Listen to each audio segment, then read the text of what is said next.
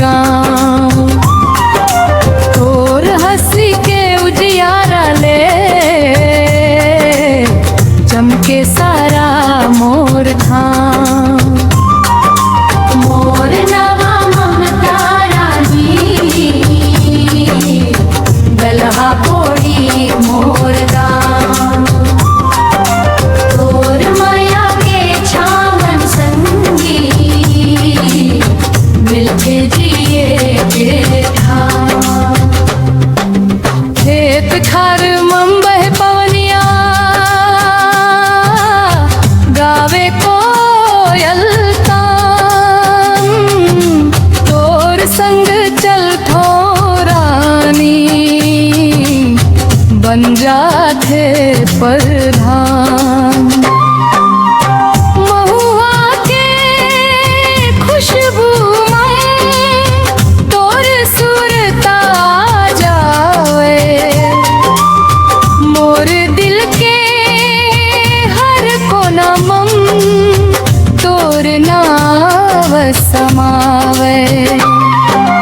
मोर नवा ममता रानी गलहा पोड़ी मोर गाँव। तोर माया के छावन संगी मिलके जिए के ठाम।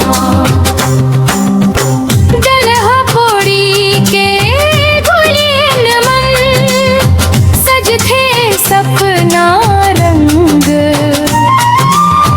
तोर संग जिए बर लागे बने मधुर ये संग।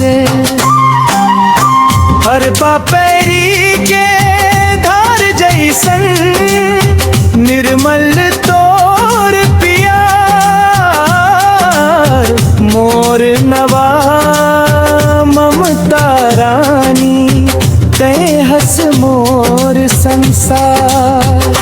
यो दलहा पोड़ी के माटी मोर पहचान है। ममता रानी संग जिए के मोर तोर है। गाँव के गली खेत मेड़ तोर बर धड़ के मोर दिल के बीट। छत्तीसगढ़ ब्लॉगर जी के संग गूंजे ये गाना। मोर रानी संग सज गे मोर जमाना। मोर नवा ममता रानी गलहा पोड़ी मोर गाँव। तोर माया ले महके संगी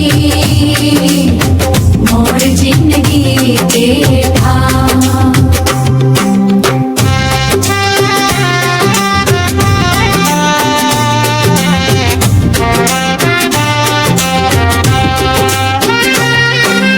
ये एक नया ओरिजिनल छत्तीसगढ़ी रोमांटिक गीत है। आपके टाइटल के